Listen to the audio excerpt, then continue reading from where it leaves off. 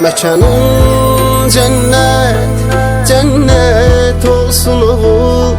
Qəbrin nurla, nurla dolsun oğul. Mekanın cennet, cennet olsun oğul. Qəbrin nurla, nurla dolsun oğul.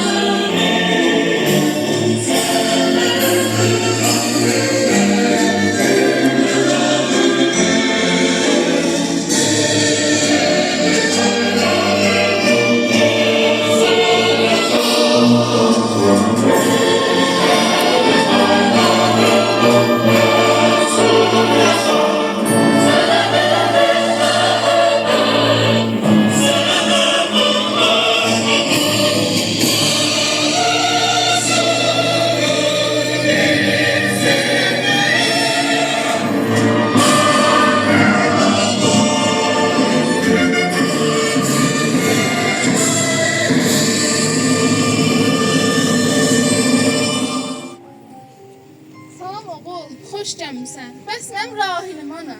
Salam ana. Neden atamızdır? Ana, oğlunuz Rahil qəhrəman kimi döyüşdü. O son nəfəsinə qədər yoldaşlarını qorudu və şəhid oldu.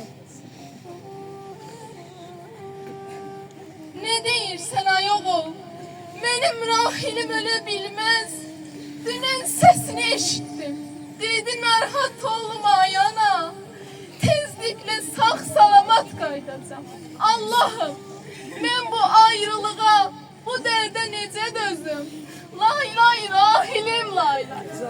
Anasını ağlar qoyan Rahilim lay lay. Balalarını yetim qoyan Rahilim lay lay. Ürəyimə sağalmaz dağ çəkdin ay Rahil. Eşidin ay camaat, Rahilim şəhid olur. Biz sensiz necə yaşayacaq? Bizi gözü yaşlı koyup gitti. Bu qara torpaq səni bizdən aldı.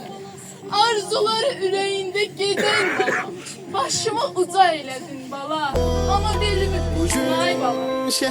Vətən olmuş sevgin tək. Adını çalır ey şəhidim. Sən rahilsən.